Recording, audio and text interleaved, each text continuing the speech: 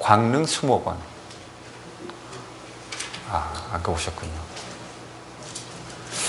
뭐 미국의 광릉 수목원만한 자연들이 워낙 잘 돼 있기 때문에 제가 광릉 수목원에 처음 갔었을 때 그때는 한국이 이렇게 막 정원이라든지 어떤 공원이 이렇게 잘 정비되던 시기가 아니었습니다. 지금은 한국이 강을 중심으로 해서 아주 그 주변 지역을 친환경적으로 잘 정비하고 있는데 그 당시는 그런 시기가 아니었습니다. 근데 수목원을 갔을 때 너무 참 인상적이었어요. 나무들이 잘 정리가 되어져 있고 그것도 참 아름답게 이렇게 정리되어 있는 걸 보면서 그런 생각을 했습니다. 우리는 지금 잘 정리되고 준비되어 있는 그 수목원의 나무들 또 식물들을 보게 되지만 어느 누군가가 그렇게 잘 준비해 놨기 때문에 들어가서 그렇게 아름다운 자연들을, 나무들을 또 식물들을 볼 수 있는 그런 귀한 저희들이 은혜를 누리게 되는 거 아닙니까? 제가 왜 이렇게 서론을 거창하게 하냐? 여러분 바깥에 보시면 카펫이 아주 잘 새롭게 늘 이렇게 좀 그 블라블라마다 좀 지저분한 그런 부분들이 있었는데 새롭게 지금 쫙 깨끗하게 깔려져 있었습니다. 누군가가 수고를 하셔서 저렇게 돼 있는 거죠. 아침부터 정말 밤늦게까지 또 그걸 준비하고 다 펼쳐놓고 다 떼고 하는 며칠의 수고가 있어서 저희들이 이렇게 그뿐만이 아니죠. 사실은 제가 면전에서 누구 칭찬하는 거 저도 아주 싫어하고 저도 별로 하고 싶지 않습니다. 그런 거 듣는 것도 별로 명구스럽고 한데 누구를 칭찬하자는 것이 아니라 저희 교회가 이렇게 아름다운 모습으로 계속 발전해 갈 수 있는 것, 우리 모든 성도들이 보이는 곳, 보이지 않는 곳에서 힘쓰고 애쓰고 노력하는 그 모든 수고를 통해 아름다운 교회로 또 이렇게 성장해 가는 줄로 믿습니다. 담임 목사의 입장에서 그렇게 늘 보이지 않는 곳에서 누가 보든지 보지 아니하든지 관계없이 최선을 다해 주시는 성도님들의 수고에 정말로 감사를 드립니다.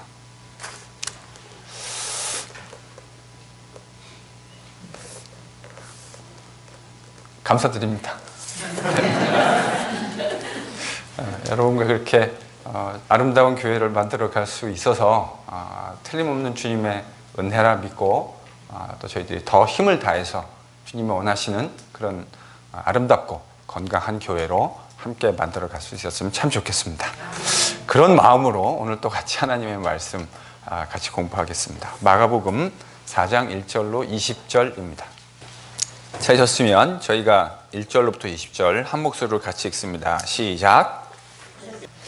여러분, 이 비유를 이른바 씨 뿌리는 자의 비유다 이렇게 이야기합니다.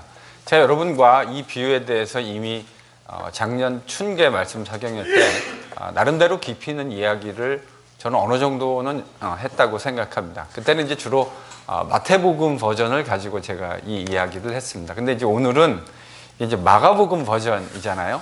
그 디테일에 있어서 뭐 크게 다르지 않습니다. 예수님이 말씀하시려고 하는 기본적인 메시지, 어떤 문맥에 있느냐에 따라서 의미가 조금씩은 그 뉘앙스가 달라질 수 있는데 오늘 본문의 메시지는 크게 마태복음 버전하고 다르지 않다고 저는 생각합니다. 말씀하려고 하는 메시지도. 그런데 이제 저희가 한 가지 좀 주의 깊게 생각해야 하는 것이 여러분 똑같은 내용이라 하더라도 그것이 위치해 있는 그 위치에 따라 말하려고 하는 뉘앙스가 조금 달라질 수 있을 것이라 생각을 합니다.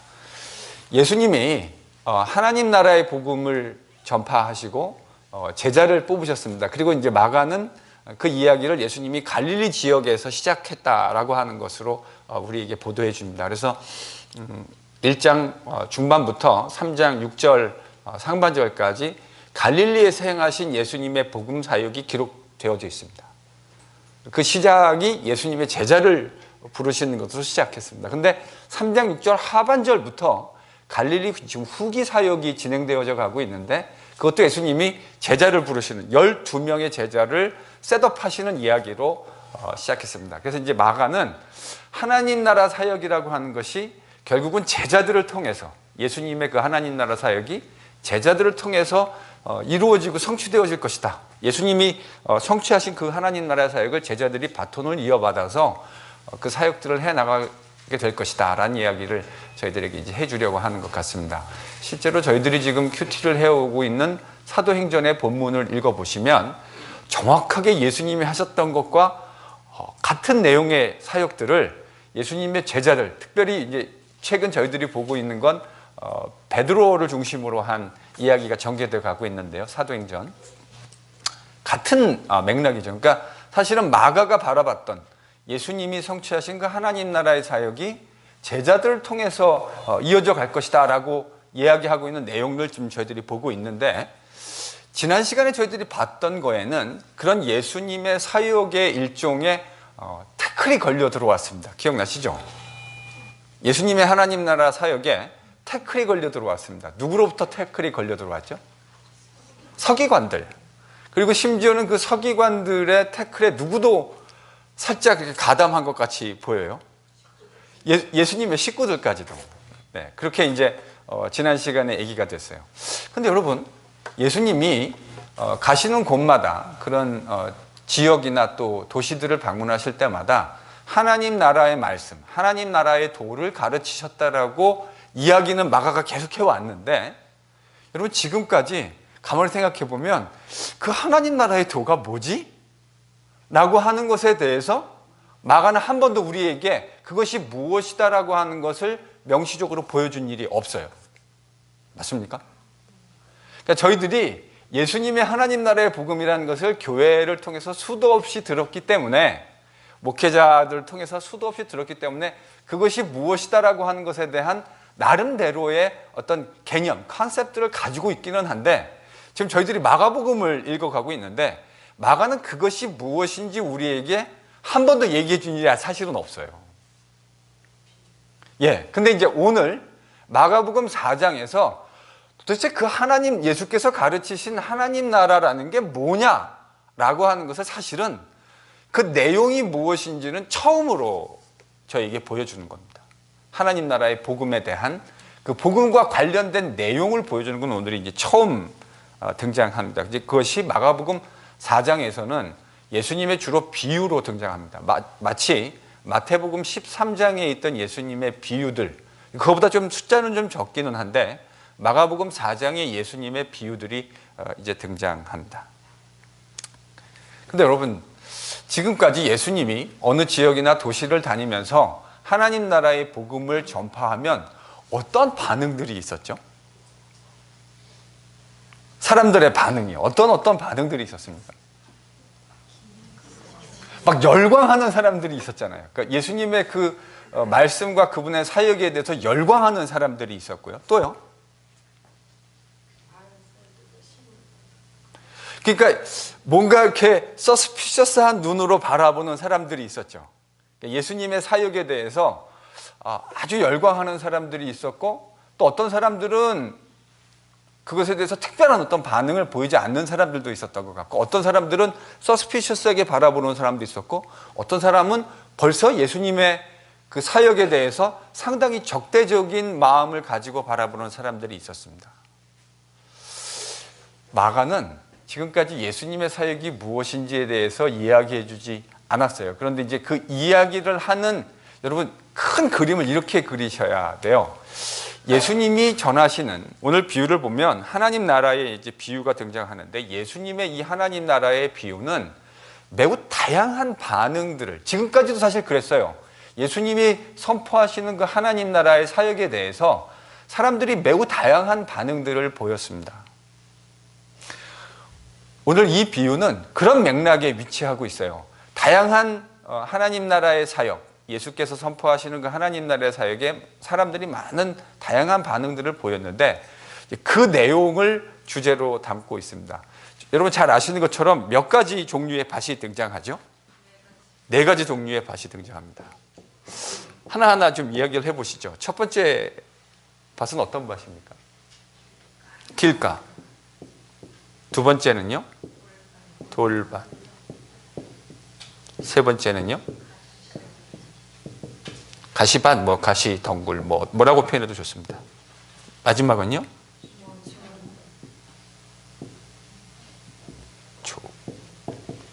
스페링 맞죠?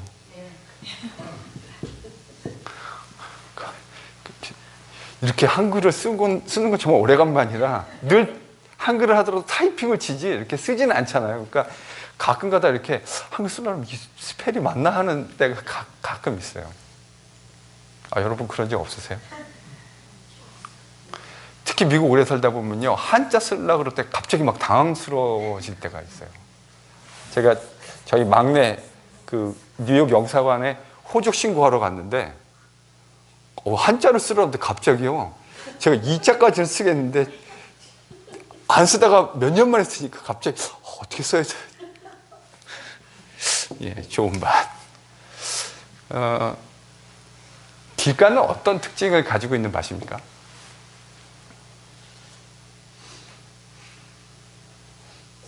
길가의 특징은 어떤 밭입니까?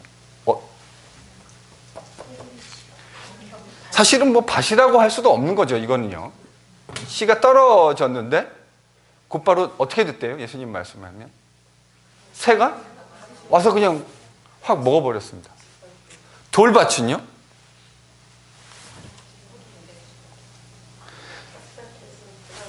예, 뿌리를 내릴 수 없는 거죠. 뿌리를 내릴 수 없으니까 처음에는 식물이 이렇게 자라는 것 같다가 곧 이내 타들어가서 죽게 되어지는.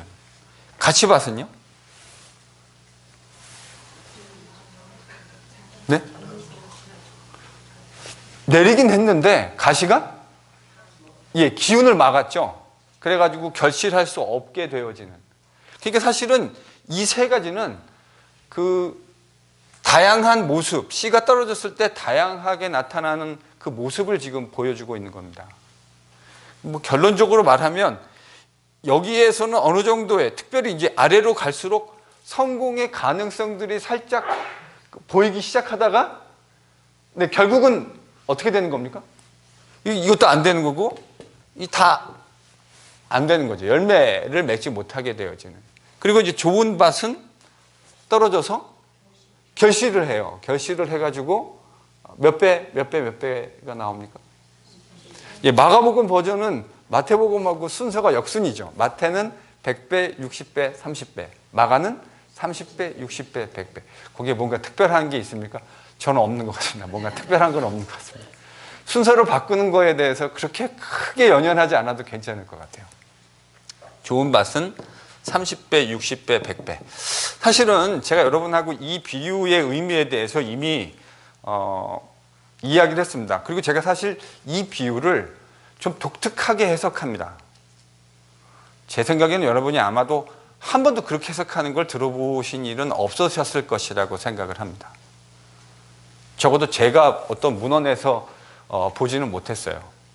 그러니까 이제 이 비유를 보통 해석할 때 사람들이 어떤 식으로 자꾸 해석을 하냐면 이걸 이제 도덕적으로 해석하거나 아니면 제자도와 관련된 관점에서 자꾸 해석을 하려고 합니다. 그래서 여러분 많이 들으셨던 게 이제 이거 중에 이제 내가 어떤 밭이냐 이제 이런 식으로 접근해 가잖아요. 나는 여러분 그렇게 물어보면 어떤 밭이라고 대부분 한국교회 성도들이 얘기하시냐면 제가 이거 보링 해봤는데요. 이게 제일 많아요. 가시밭. 아마 10분이 계시면 한 7분은 자기가 이거라고 얘기합니다. 그리고 가끔가다 양심에 화인 맺으신 분들은 자기가 이거라고 얘기해요. 자기 좋은 밭이라고. 사실은 양심 화인 맞은 게 아니죠. 웃자고 얘기한 거고요. 거의 이거라고 얘기해요. 그래서 이제 이 메시지 저도 어렸을 때부터 참 많이 들었는데 늘 메시지의 포커스가 뭐가 맞춰지냐면 그러니까 이제 마지막 결론은 뭐가 되는 거죠? 좋은 밭 됩시다. 우리 좋은 밭 한번 되봅시다. 이렇게 이야기하면서 이 비유의 의미를 찾아간다고요. 그러니까 이 비유가 가지고 있는 의미를 찾아가기 위한 하나의 방법인데 이것이 가지고 있는 함의가 뭘까? 의미가 무엇일까를 생각했을 때 결국은 도덕적 결론으로 이 비유의 그 의미가 귀결이 됩니다. 그래서 이제 지금 내가 살아가고 있는 모습은 상당히 이거에 가까운데, 왜냐하면 여러분 가시밭, 나중에 예수님이 자신이 비유를 말씀하시고 비유의 그 의미를 풀어서 해석해 주시는 것이 몇 개 안 됩니다. 예수님 비유를 상당히 많이 사용하셨어요. 이거는요, 그 당시 랍비들하고 비교해 봤을 때 숫자가 상대가 되지가 않아요. 그 당시 물론 랍비들도 자신들의 어떤 가르침을 비유적, 파라블레를, 패러블을 사용해가지고 사용했던 용례들이 있습니다. 그런데 예수님만큼 이렇게, 예수님은 거의 압도적으로 자신의 가르침의 거의 절반을 비유를 사용하셨어요. 그러니까 예수님이, 여러분 복음서를 보면 예수님이 자신의 행적을, 사역을 하시는 부분에 대한 묘사들이 있잖아요. 뭐 예를 들어서 어디 들어가서 야이로의 딸을 살려내셨다, 뭐 이런 이제 어떤 예수님의 소위 이적과 관련된 보도들, 또 예수님이 행하신 어떤 논쟁들, 서기관이나 혹은 바리새인들, 유대인의 종교 지도자 그룹들과 논쟁하시는 논쟁 장면을 담고 있는 이런 내용들이 복음서에 상당히 많잖아요. 근데 복음서를 딱 이렇게 분할을 해서 보면 예수님의 가르침이 복음서의 약 40에서 한 50% 정도 된다고 볼 수 있습니다. 전체 복음서, 뭐 마가든 마태든 누가든 요한이든, 물론 요한은 좀 다르지만 마태, 마가, 누가는 이제 그렇게 저희들이 분류할 수 있는데, 그런 예수님의 가르침의 절반 이상이 비유로 되어 있어요. 그러니까 여러분, 예수님이 비유를 얼마나 많이 사용하셨다는 겁니까? 저희가 이미 비유에서 이제 이 이야기를 한 적이 있습니다. 지금도 예수님이 이 비유를 얘기하시는데, 이 비유를 여러분들이 이미 다 이제 아신다고 제가 생각하고, 여러분 이 비유를 함에 있어서 이런 도덕적 접근을 하는 것이 제가 부당하다 그랬습니다. 그런 해석이 1차적으로 예수님이 이 비유를 통해서 의도하신 것과 사뭇 상당한 거리를 가지고 있다, 제가 이렇게 말씀드렸습니다. 왜 그렇게 말씀드렸죠?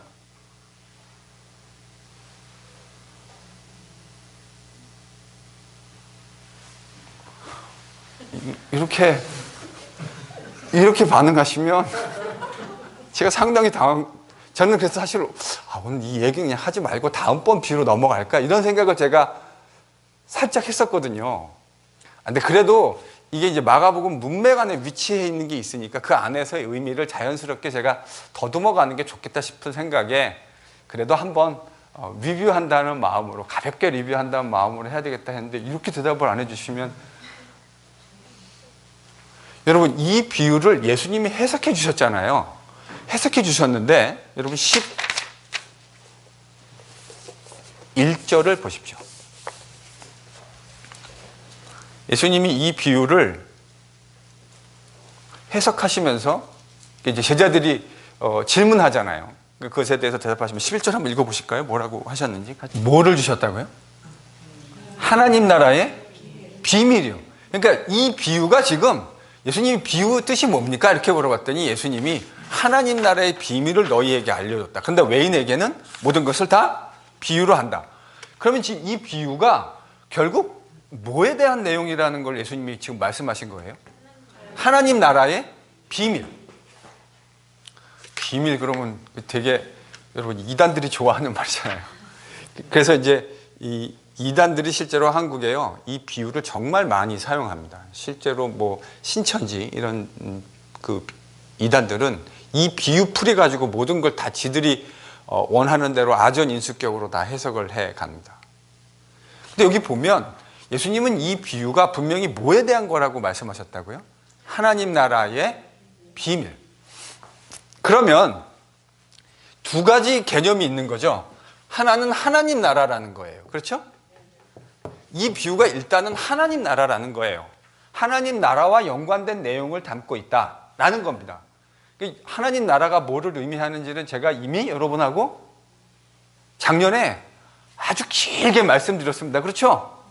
하나님이 천지를 만드시고 타락한 인류를 하나님이 어떻게 아브라함의 패밀리를 통해서 이스라엘 백성을 만드시고 회복해 가시는가. 그런데 그 하나님의 계획 속에 얼마만큼 이스라엘의 아브라함의 패밀리와 이스라엘이 협조하지 않았는가. 다른 말로 하면 순종하지 않았는가. 어떻게 코어퍼레이티브하게 행하지 않았는가? 그래서 하나님의 신명기 법에 따라 그들이 어떠한 심판을 받았는가? 여러분 다 기억나시죠?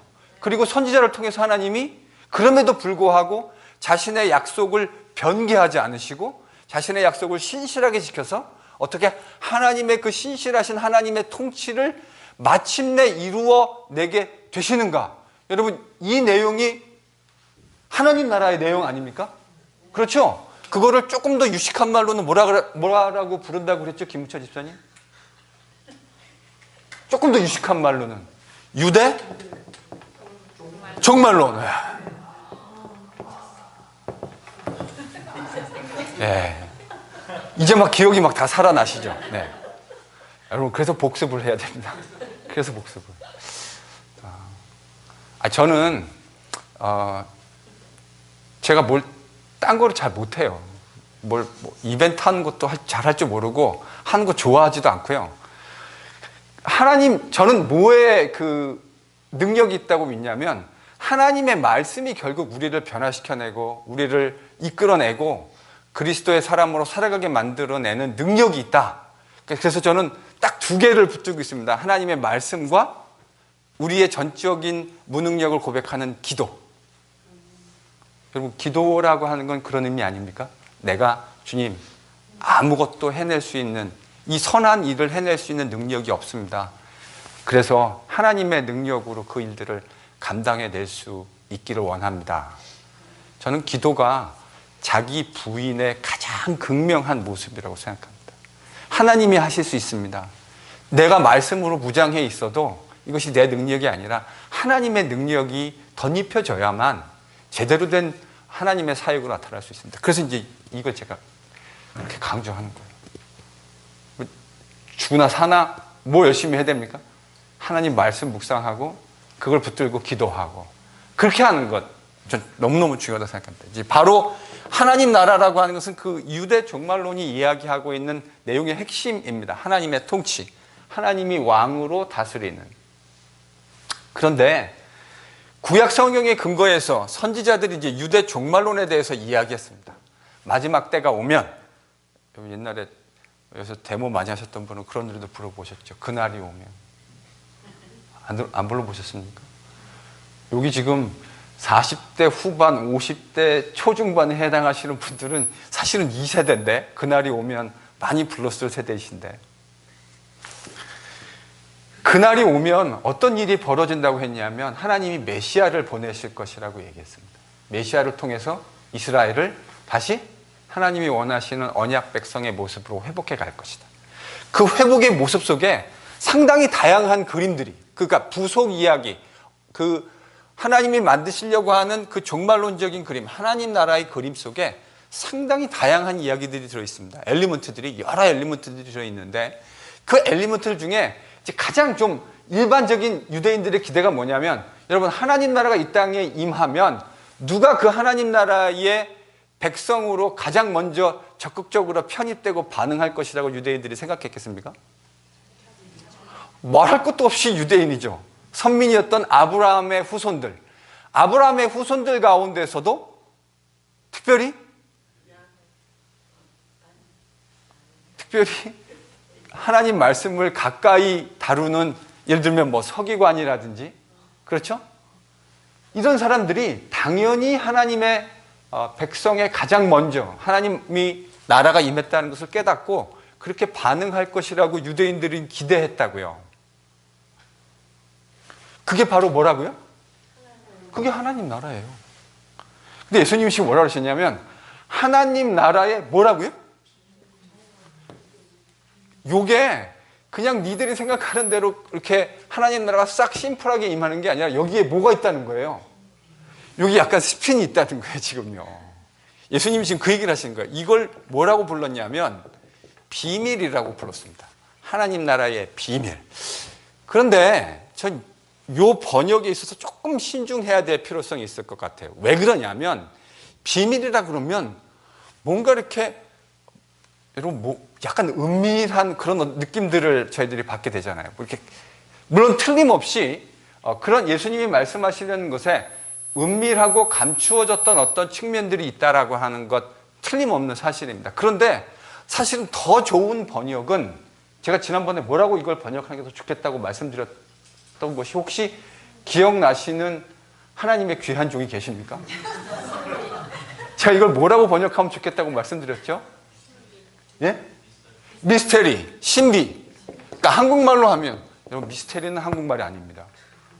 저희들이 미국에서 오래 살다 보니까 미스테리나 신비나 똑같은 거지. 예, 물론 뭐 같은 번역이라고 할 수 있겠죠. 미스테리. 근데 여러분 신비라는 말, 미스테리라는 말, 실제로 지금 여기 사용된 예수님이 사용하시는 하나님 나라의 신비라고 하는 톤 무스테리온이라고 하는 그 무스테리온이라는 말 자체가 영어의 미스테리 번역의 어원입니다.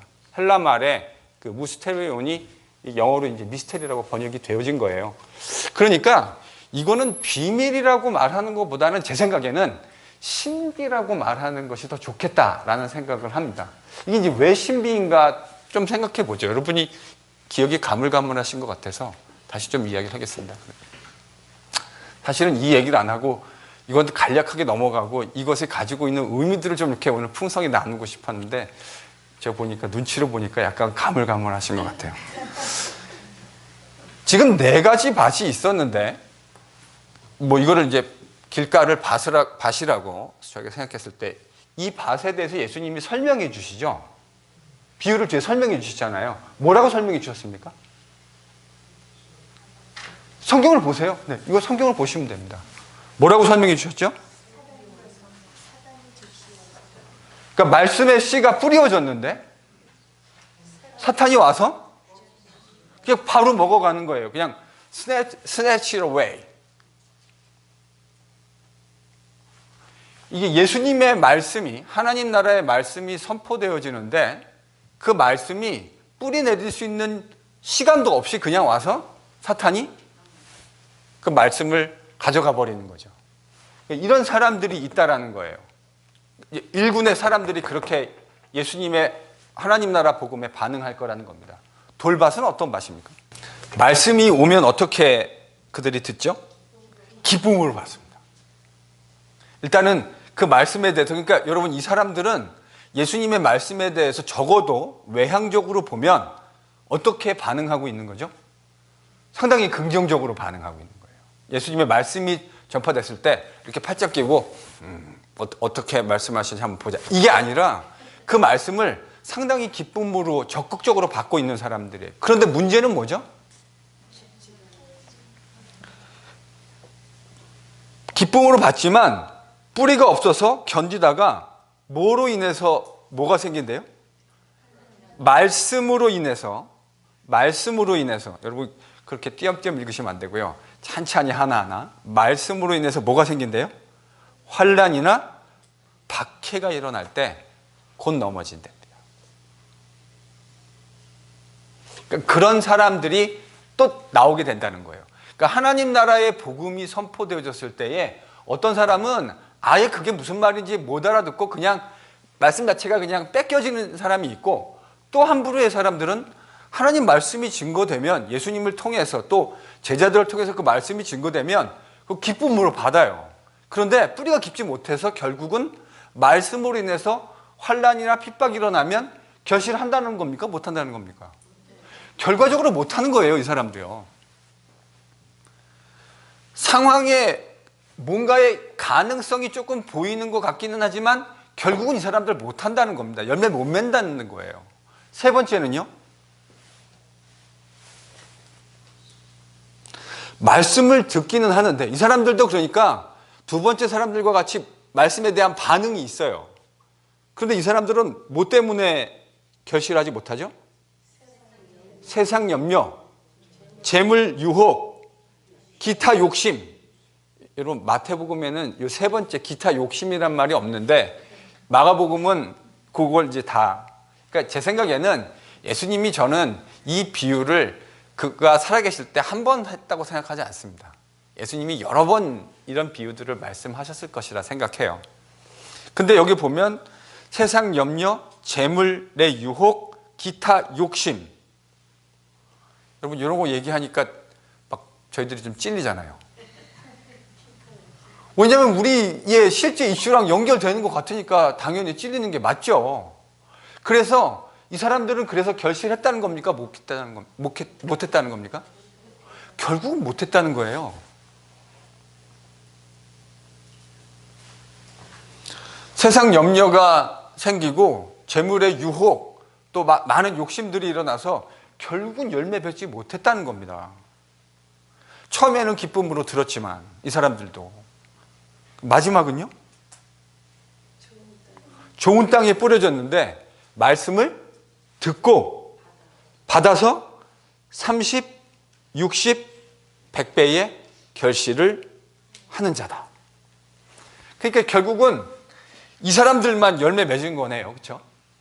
예수님의 비유에서 결국 예수님이 말씀하시려고 하는 건 씨가 4개가 뿌려졌는데 3개는 결국 실패했고, 물론 이 2개는 어느 정도의 가능성이 살짝 보였지만 결국은 실패했고, 결과로 따지면 이 셋 다 지금 실패한 거 아닙니까? 그리고 좋은 밭 하나만 결실을 맺어서 여기서 30배, 60배, 100배의 결실하는 일이 발생했다. 그리고 그것이 곧 뭐라는 거예요? 하나님 나라의 비밀이다. 그러니까요, 이걸 보고 나는 보니까 가시밭하고 내가 재물에 대한 걱정, 염려 이런 거 많은데 이게 딱 내 얘기니까 나는 지금 현재 가시밭인데 빨리 개과천선해가지고 좋은 밭 돼야지. 이렇게 이야기하는 건 본문이 하나도 보여주고 있는 게 아니에요. 근데 저희들이 그동안 이렇게 너무나 많이 이 부분을 읽어왔다고요. 저는 이게 좀 왜 이렇게 읽어왔는지 조금, 이게 왜 그렇게 자꾸 읽게 되냐면요, 일단 이 하나님 나라라고 하는 그림 자체가 선명하게 그려져 있지 않기 때문에 그렇습니다. 이게 그려져 있어야 구약을 통해서 원래 하나님 나라라고 하는 것이 어떤 식으로 이루어질 것이냐라고 하는 그 밑그림이 그려져 있어야 거기에 뭔가의 신비로운 미스테리, 스핀이 걸린다고 하는 이야기가 이해가 되는데, 이게 뭔지 그림이 안 그려지니까 하나님 나라 죽어서 천국 가는 거, 하나님 나라 가는 거.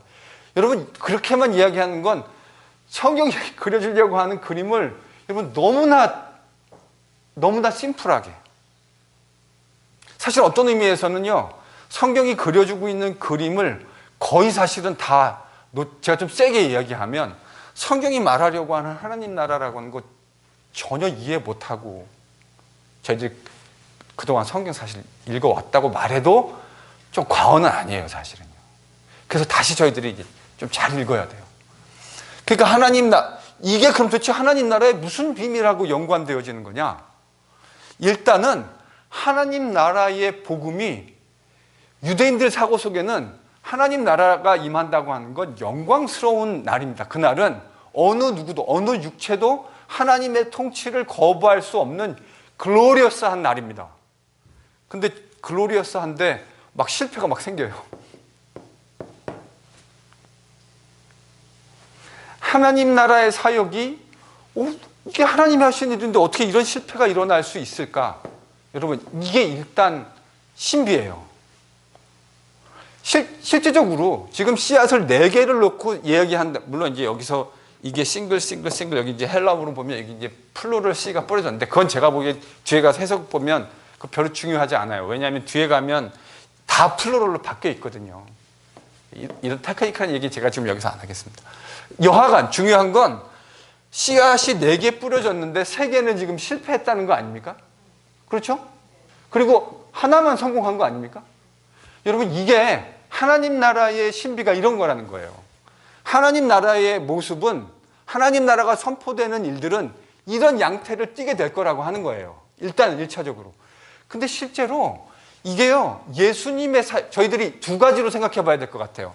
이게요, 일단 예수님의 그의 사역 속에서 실현되어집니다. 그렇죠? 예수님이 말씀 전하시는데 도무지 관심 없이 듣기는 계속 듣는데, 여러분, 예수님의 이야기할 때 거기 제자들만 있었던 게 아니에요. 복음서를 잘 보시면 누구도 항상 빈번히 등장합니까? 바리새인들. 그러니까 예수님의 말씀 선포할 때 그때 바리새인들도 있었다는 거예요. 그게 리얼리스틱한 픽처입니다. 근데 그 사람들 그 말을 듣고 회개합니까? 아닙니다. 여러분, 사도행전 보면 재미난 기사가 나오죠.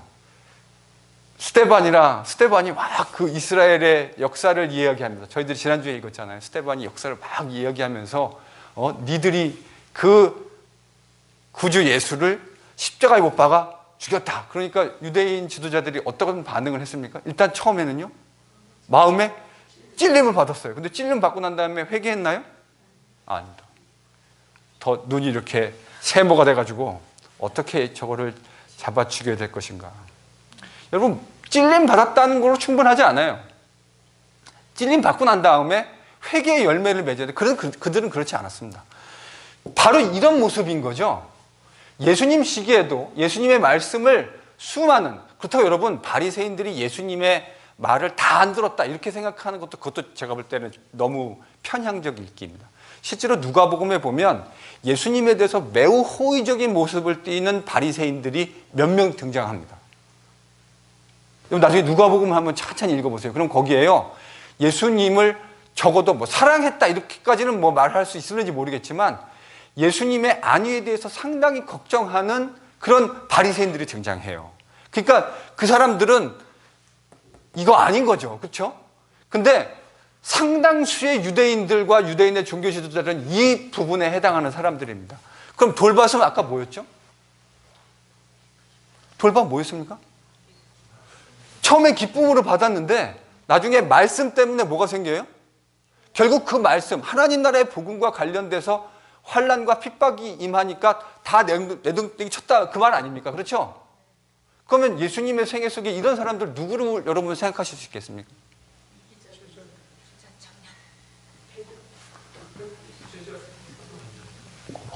막 나오는데 그냥 막 던지지는 마세요. 막 던지지는 마시고, 여러분 이 캐테고리에 맞는 사람들은 저는 이 사람들인 것 같아요. 예루살렘에 예수님 올라가셨을 때 호산나 주의 이름으로 오시는 이여 찬양 받으소서 이랬던 사람들 있잖아요. 그렇죠? 근데 그 일이, 그걸 이제 저희들이 종려주일이라고 부르지 않습니까? 이제 얼마 안 있으면, 몇 달 있으면 이제 다가오는데요. 그 종려주일의 그 사건, 그러니까 스가랴 9장 9절에 나귀를 타고 입성하시는 예수, 여러분 팜추리를 가지고 그 사람들이 예수님을 맞이했다 그랬잖아요. 실제로요, 마카비서 같은 데 보면 팜추리가 가지고 있는 의미가 있어요. 그 팜추리는 왕으로 오시는 이를 웰커밍 하는 겁니다. 그 당시 문화가 그랬어요. 이 사람들 지금 예수님을 뭐로 맞은 거예요? 왕으로 맞은 거예요. 근데 그로부터 딱 5일이 지난 다음에 뭐라고 이 사람들이 얘기하죠? 십자가에 못 박아라.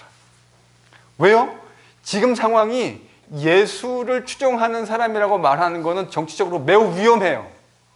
왜냐하면 예수는 지금 로마의 정치범의 혐의를 가지고 돌아가시는 거거든요. 그러니까 여러분 아시잖아요. 정치범의 우두머리가 잡히면 그 밑에 있는, 여러분 수개가 잡히면 그 밑에 있는 사람들 어떻게 됩니까? 굴비 엮듯이 엮여가지고 다 잡혀가는 거예요. 여러분 그래서 베드로가 대제사장의 뜰에서 예수님을 부인했던 거 아닙니까? 지금 예수님이 정치범으로 넘어가는데 거기에 같이 동조했다가는, 그러니까 막 그 옛날 성경엔 비자라고 돼 있죠. 그러니까 계집종, 조그만 여자의 종.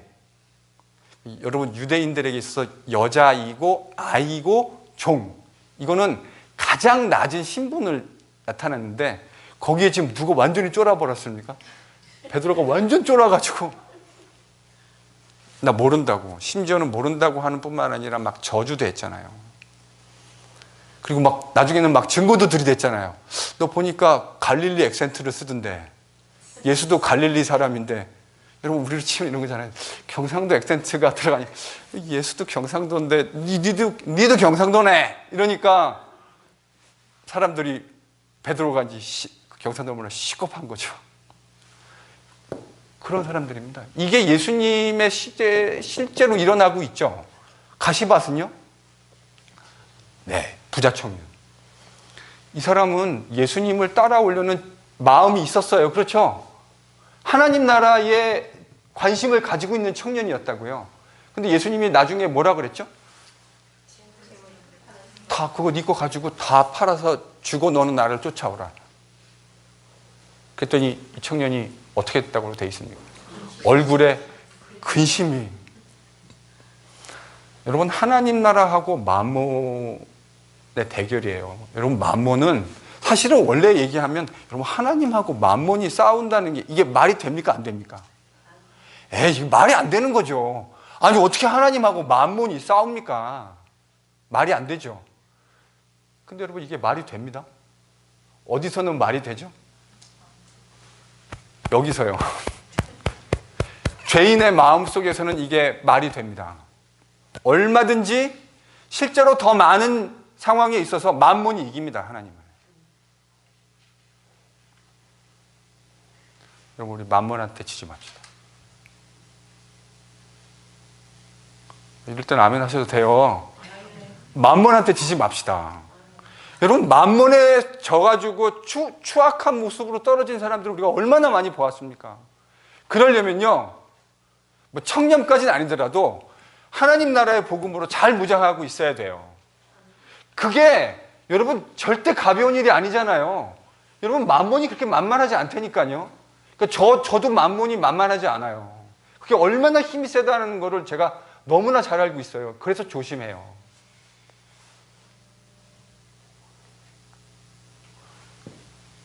진짜 이 캐피탈리즘이 판을 치는 세상에서 돈이면 안 되는 거 있습니까?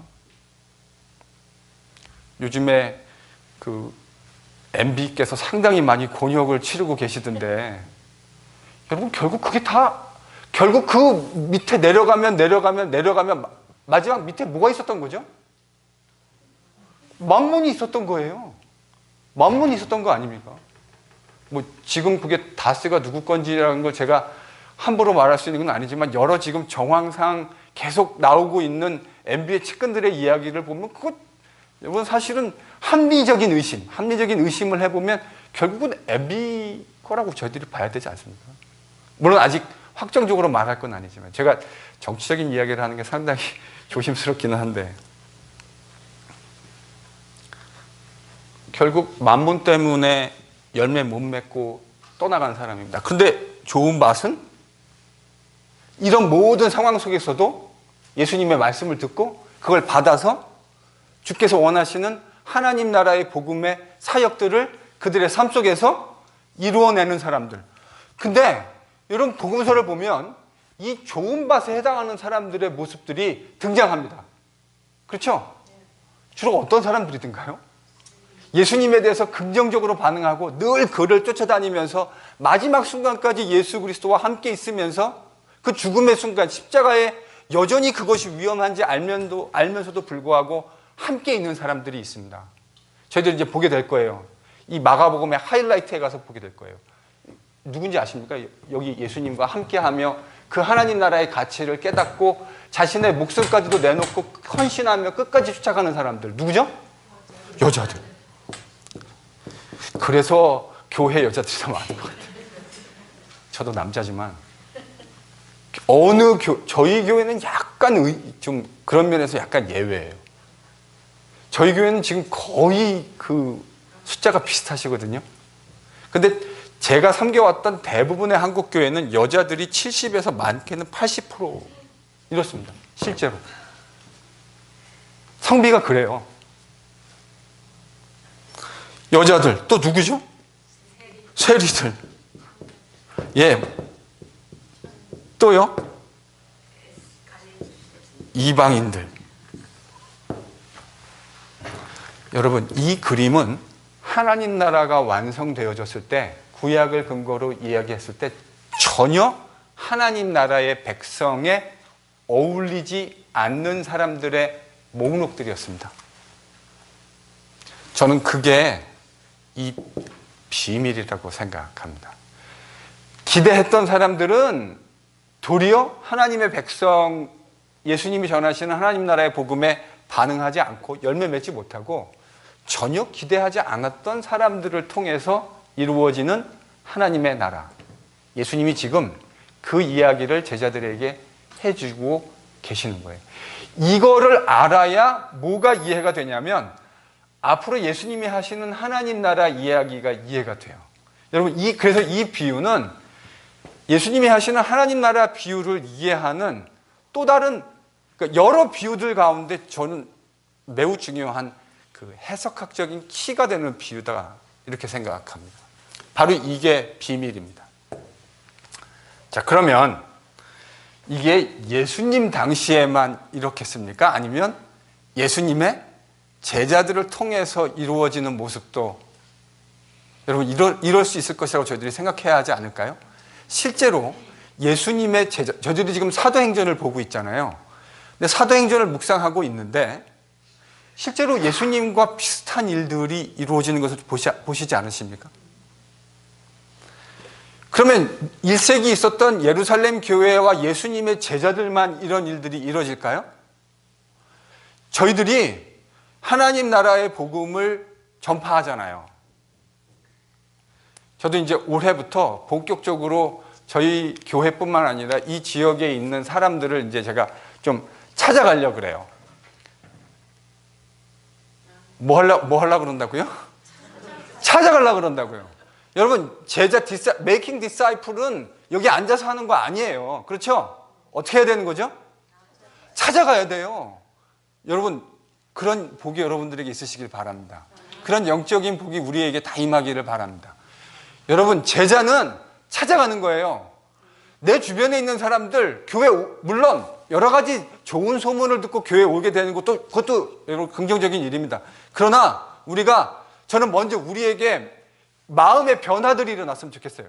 복음으로 충만해지고 하나님 나라의 복음으로 충만해져서 어떻게든지 주께서 가르치신 그 복음을 나도 예수의 제자가 되고, 그리고 또 다른 사람들을 예수의 제자로 만들어내겠다. 내 힘 닿는 범위 내에서 최선을 다해서 그것을 관심 가지고 살아가겠다. 여러분, 이래야 되는 겁니다. 맞죠? 예, 그래야 되는 거예요. 여러분, 그게 예수의 제자예요.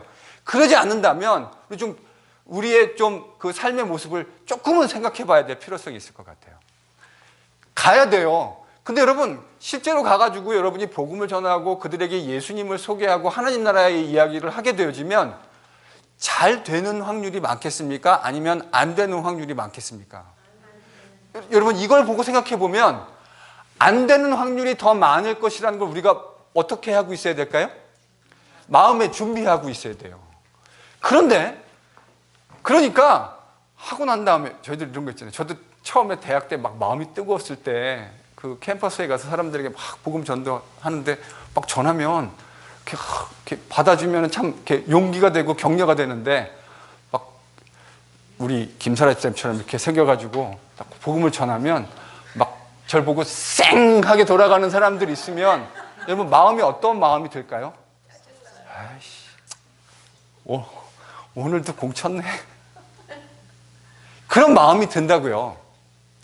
근데 여러분, 이 비유를 읽으면서 우리가 깨달아야 될 건 그렇게 공치는 일이 너무 당연한 일이라는 걸 생각을 하셔야 돼요. 일단요. 그럴 수 있어요. 그런데 전혀 생각하지 못한, 제가 대학 때 제가 그 캠퍼스에서 참 복음을 많이 전했거든요. 복음 전하는 사역을 많이 했는데 정말 제가 뭐 숫자를 카운트해보지 않았습니다. 근데 전하면 그 전하는 것 가운데 결실하는 사람이 한 10%? 제 느낌에 그냥 그 정도밖에 되지 않아요. 긍정적으로 반응해주는 사람은 10명 전하면 1명 정도에 불과해요. 근데 여러분, 예수님이 뭐라 하셨냐면 그 결실하는 밭을 통해서 어떤 일이 이루어진다고요?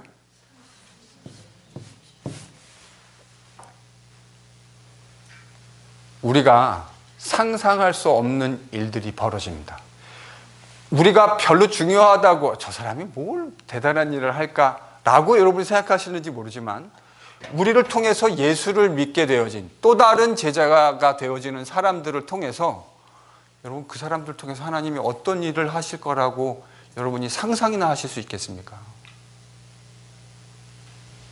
실제로 예수님의 제자들을 통해서 사도행전을 보면 이게 과장이 아니라는 게 느껴지시죠?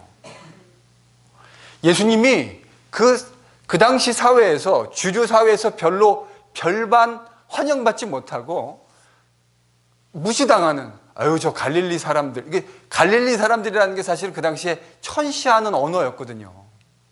근데 거기서 그 무시당하는 사람들을 통해서 복음이 증거되기 시작하고 3,000명씩 5,000명씩 예수를 믿는 사람들이 생기고, 그들이 예루살렘을 떠나 유대, 사마리아 땅끝까지 들어가서 뭐 하는 사람들로 변화되기 시작해요? 예수의 복음을 전하는 사람으로 변하기 시작하잖아요. 그래서요, 여러분, 저는 이 비유는 우리에게 엄청난 복음, 하나님 나라의 복음에 대한 엄청난 진짜 비밀을 얘기해 준다고 생각합니다. 그것이 무엇이냐면, 안 된다고 좌절하지 마십시오.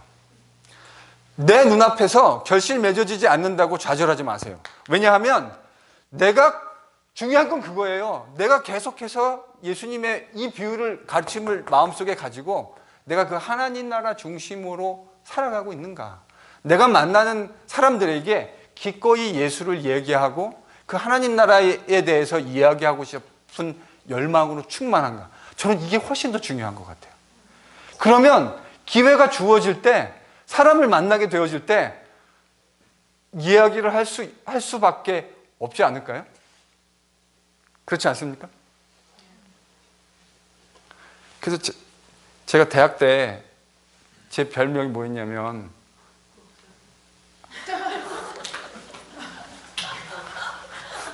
대학 때 별명이 목사였어요. 정직하게 얘기하면 그건 제 별명이 아니고 제 옆에 있는 친구 별명이었습니다. 저보다 훨씬 신실한 친구 하나 있었거든요. 그래서 걔가 별명이 목사였어요. 그래서 저는 걔 옆에 근접도 못 하겠더라고요. 걔는 진짜 뭐 말하는 것도 목사 같고 진짜 목사가 돼 있습니다. 지금 한국에 합동이라는 교단에 꽤 유명한 교회에 목사가 돼 있습니다. 아주 신실한 목사가 돼 있습니다. 그때도 그런 신실한 목사가 될 거라고 생각했는데 여전히 신실한 목사가 돼 있습니다. 참 감사한 일이죠. 저는 그런 건 아니었는데, 저는 이제 예수님 복음을 깨닫고 나서 그 예수님 복음 어떻게 해서든 좀 나눠야 되겠다 하는 생각이 되게 그 20대 초반에 젊은 마음에 되게 강했던 것 같아요. 그래서 친구들이 저한테 뭐라 했냐면, 저거는 찌르면 옆에서 예수가 튀어나올 것 같다. 콕 찌르기만 하면 예수. 왜냐하면 있는 게 튀어나오니까요. 저는 여러분, 우리가 좀 그렇게 됐으면 참 좋겠어요. 예수의 영으로 충만하고 만나는 자에게 어떻게 해서든지 그 참 진리이고 생명이신 예수 그리스도의 복음. 여러분, 우리가 진짜 예수님의 이 복음이 진리고 이것이 사람의 생명을 살려낼 수 있다라고 진짜 믿는다면, 여러분, 이거 어떻게 해서든지 전해야 되지 않겠습니까? 제가 지난번에 얘기했죠. 저보다 나이가 많으신 형님이지만 우리 MD부 동기였던 분이 저한테 그냥 제가 아프다는 얘기를 듣더니 계속 뭐 보내준다고요? 예, 그거 먹고 자기가 건강해지니까 그거 보여주면서 너 빨리 좀 건강해지라고. 여러분, 그게 진리라고 믿고 그것이 사람을 살려낼 수 있다고 믿으니까 그 일을 하게 되는 거 아닙니까? 여러분, 근데 왜 우리는 이렇게 좀 미온적이죠? 우리가 좀 회개하십시다. 회개한다는 건 그냥 눈물 한 번 흘리는 거 아니잖아요. 회개라고 하는 건 주님이 원하시는 방향으로 다시 걸어가게 되는 거잖아요. 올 한 해 우리 교회가 예수의 영으로 충만해졌으면 참 좋겠습니다. 목사로부터 시작해서 다 모든 성도가 예수의 영으로 충만해져서, 여러분, 우리가 예수의 영으로 충만해져서 하나님 나라의 복음을 우리 주변에 있는 자들에게 이야기할 때, 여러분, 이 정신을 꼭 잊지 마십시오. 실패해도 괜찮습니다.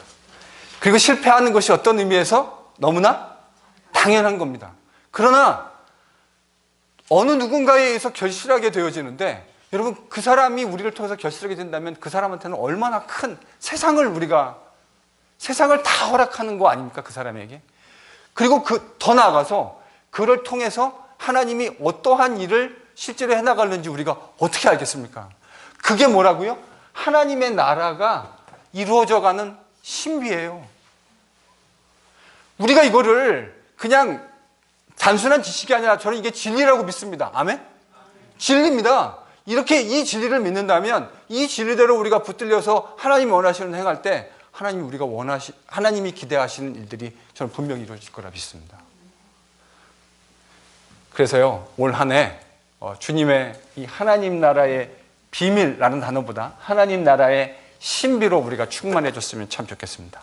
그래서 우리가 만나는 사람들, 우리가 주변에서 하나님이 일상 속에서 만나게 하는 사람들, 또 특별한 상황 속에서 만나게 되어지는 이들에게 어떻게든지 그리스도 예수, 이 하나님 나라의 복음의 신비를 같이 얘기할 수 있는 그런 귀한 사람들이 다 되실 수 있기를 예수님의 이름으로 부탁드립니다. 같이 기도하겠습니다.